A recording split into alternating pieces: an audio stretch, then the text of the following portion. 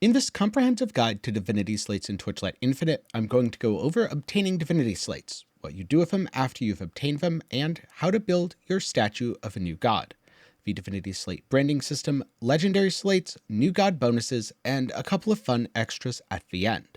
So to start off with, what are Divinity Slates? They're itemized talents, and you socket them here in the Statue of a New God, the fourth panel on your talent menu. You begin choosing your talents in Torchlight Infinite by following the path of one god. Say, in my case, God of Machines. From there, I select Machinist. And then I get to select any other subpath from any god, including the God of Machines if I wanted to. The fourth slate, however, or the fourth talent panel, is the Divinity Slate System, where I get to put any of the slates I want. Normal slates contain the powers of the 6 gods, and there's going to be 2 fixed properties and up to 3 explicit properties you can craft on. The fixed properties are chosen when the slate drops, along with other innate things, like how many branding attempts you have. You can never change this. The other properties are rolled through the branding system, which will be covered shortly. You then get to play Tetris to fit these into the puzzle. If you're having trouble fitting Divinity Slates in, don't worry, you can rotate them, spending 10 flame dust for a random 90-degree rotation, or alternatively use 1 flame elementium to randomize the shape. If you have any unwanted Divinity Slates, you can turn them into Divinity Fragments. Turn these Divinity Fragments back into Divinity Slates over at the Heart of Rapacity in town. Or alternatively, if you think they're valuable, you can sell unwanted slates to other players via the trade house. Now, here are all the shapes Divinity Slates can come in by default. These are what you swap between when you're using the Change Shape feature. And so these are what you puzzle around to rotate into different positions and ultimately craft something by filling the entire area. In some cases, it's more economical to buy a slate than change its shape, but in many cases, you won't worry too much about that, as the change shape only costs 1 flame elementium, and a really good slate could cost hundreds just for the base, never mind crafting costs. There are 3 main crafting materials when it comes to your Divinity Slates: the Casting Wedge, the Forging Wedge, and the Unifying Wedge. Casting wedges begin dropping fairly early on, and are used right from the start when branding. Forging wedges are only used later in the branding process, and as a result, they drop a bit more rarely. But in general, when you're crafting these, you're going to run out of casting wedges more quickly than you'll run out of forging wedges, which is why casting wedges tend to be more expensive. The Unifying Wedge drops exclusively off of a Lawbearer, and is used to remove all brands from your Divinity Slate and restore attempts.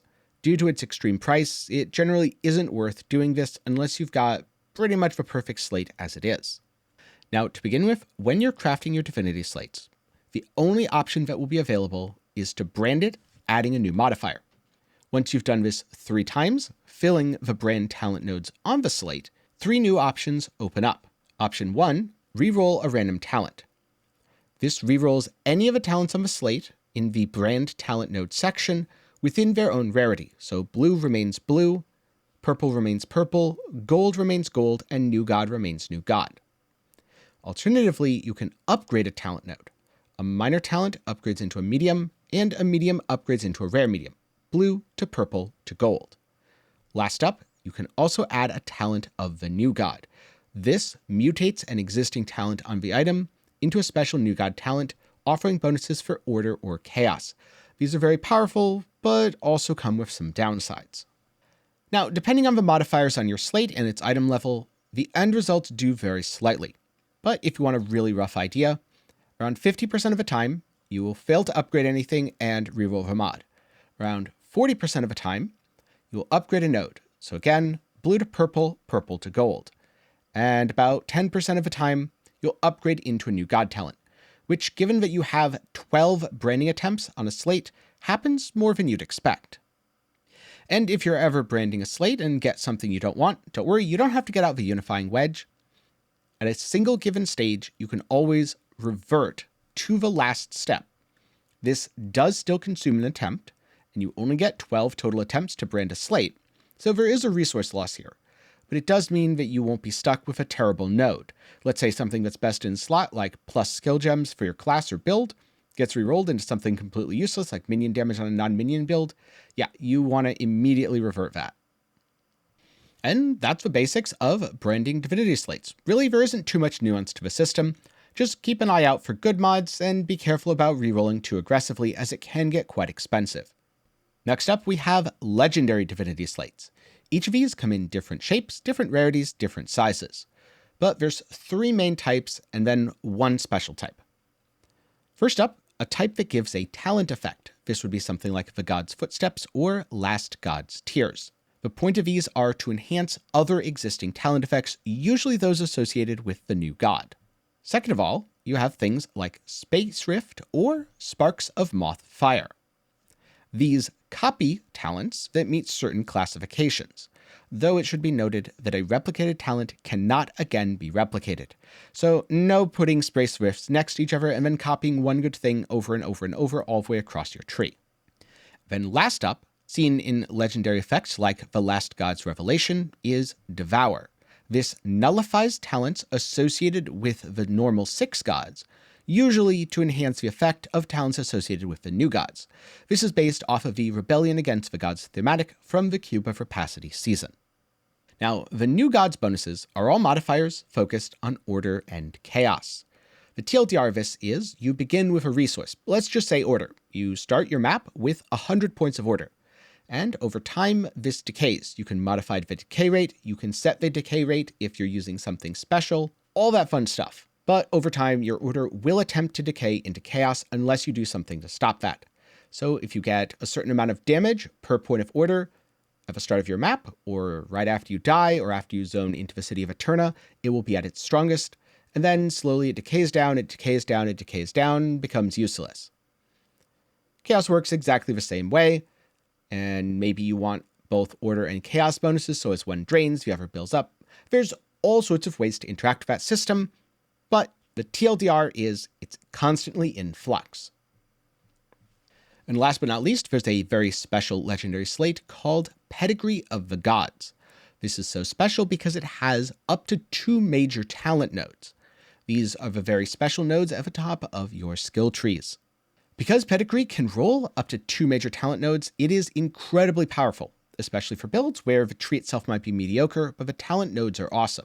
And so personally, I advise using a Pedigree in most builds. However, do keep in mind that a well-rolled Pedigree can be exorbitantly expensive, especially one for an in-demand or meta build. Pedigree of the Gods drops off of Traveler, so go beat him up if you want some free loot. So why is all this important?